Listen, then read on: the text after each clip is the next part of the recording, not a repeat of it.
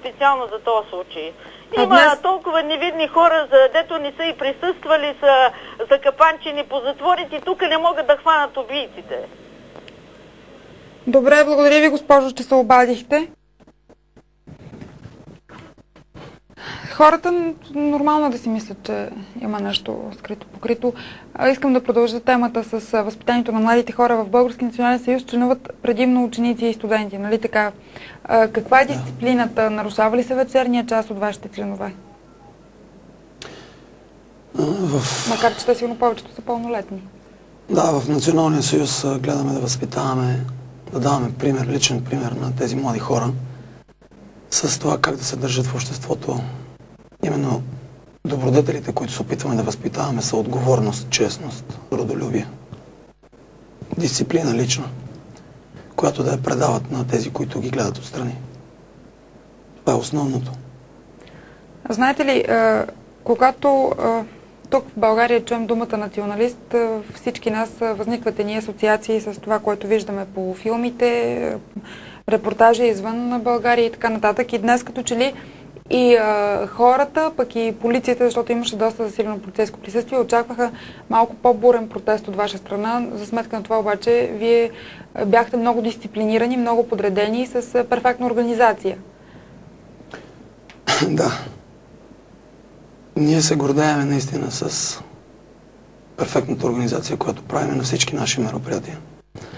Български национален съюз и хората, които членуват в него, съвсем не са някакви подивели, страшни хора, които ги показват по телевизията и изкривяват представата на хората за българския патриот, за хората, които наричат себе си националисти. Тази година се навършват 5 години от създаването на Националния съюз.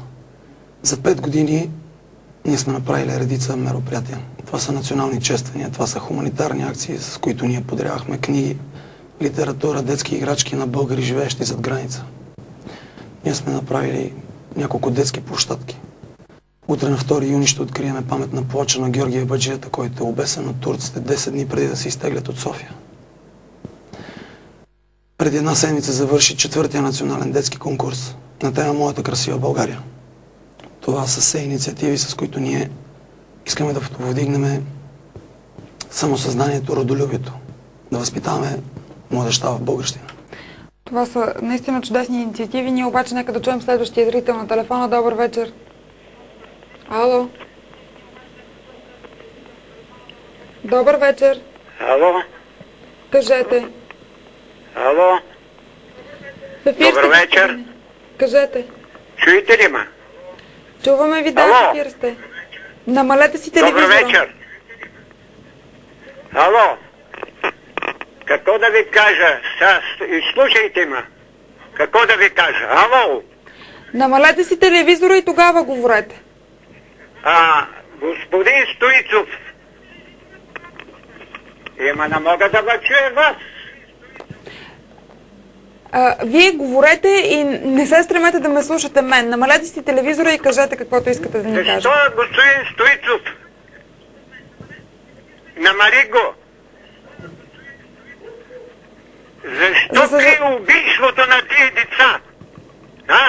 Защото те го знаят. Аз също съм много обиден. Също съм много обиден от Стоицов. Неговите... За съжаление ще бъдем принудени да прекъснем тази телефонна връзка, тъй като очевидно тя е и лоша и господина няма как да ни чуе, за да мога да му задам и аз въпроси. Да ви кажа честно, на мен винаги ми е много трудно, когато съм близо до госпожа Белнейска, защото не мога всеки път да не си спомням това, което всички заедно преживяхме в края на януари и началото на месец февруари. Много неща и изчетохме по темата. Вие сама казахте в предварителния ни разговор, че виждате какви ли не версии, изписани по жълтите вестници. Да, определено в много вестници пишат страшно много глупости. В определени вестници, че съм си говорила самичка, обвиняват мен, че съм знаела кои са убийци, че аз съм организирала. И още много други неща, че децата ми водили разюздан живот. Още камара глупости, които бяха изписани, с които с неприятност хората ми ги казваха. защото не взимам вестници, защото знам вече какво пише в тях. И от мое име, от семейството ми, от цялото семейство името.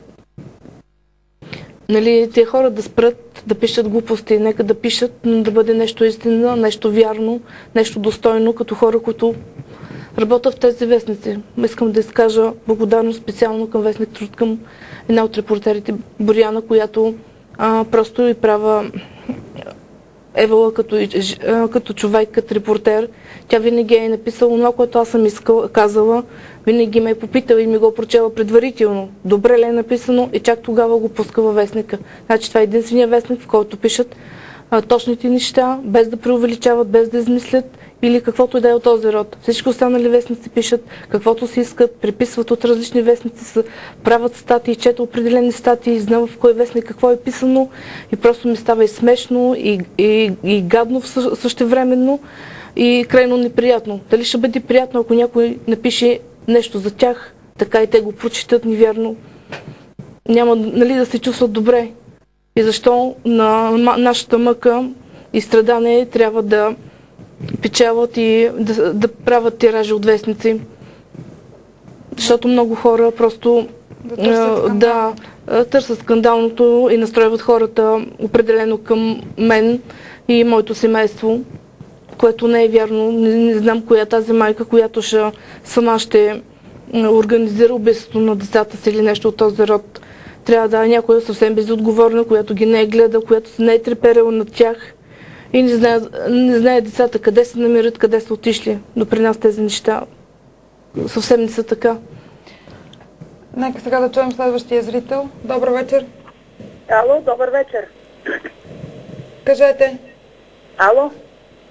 Намалете си телевизора, слушайте в телефонната слушалка, кажете. Защо са толкова много коментари по телевизора?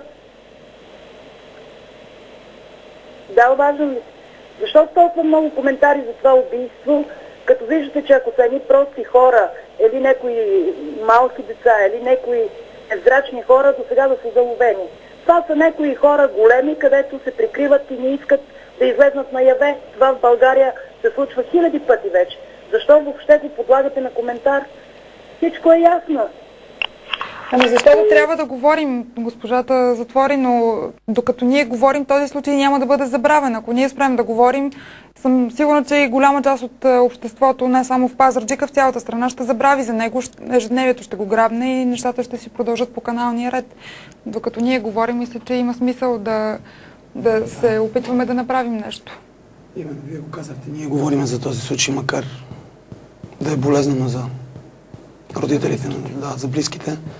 Говорим за този случай, правиме протести и излизаме на улицата. Именно заради това, защото иначе има опасност този случай да се превърне в част от статистиката. Така както стана с убийството на професор Калоянов в захарна фабрика преди повече от една година. Тогава имахме среща с ръководството на СДВР София. Там чух абсолютно същите уверения от началника на СДВР, че се работи по определени заподозрения, че всичко останало оперативна тайна и така нататък. Вече виждаме, че една година и повече след този случай убиецът е известен, се разхожда на свобода и демонстрира безнаказаност. Това дава лош пример на всички онези, които биха повторили неговата постъпка. И ние виждаме, че това се случва отново и отново. Именно защото убийците в България се чувстват безнаказани. Дано да не е така. Дано да няма такова чувство. Нека да чуем следващия зрител на телефона. Добър вечер. Добър вечер. Кажете. Имам 2 деца. Обаждам се от Пазарджик. Имам 2 деца и съм възмутена от бездействието на полицията и на обществото, че нищо не правят. И как може майките спокойно да живеят в Пазарджик и да си пускат децата, като децата казват къде отиват и не знаят дали ще се преберат. Колко са големи вашите деца? Ами, сина ми е в 8 клас, момиченцето ми е в 2 клас. В дискотека Индиго толкова дечица починаха, минаха 4 години.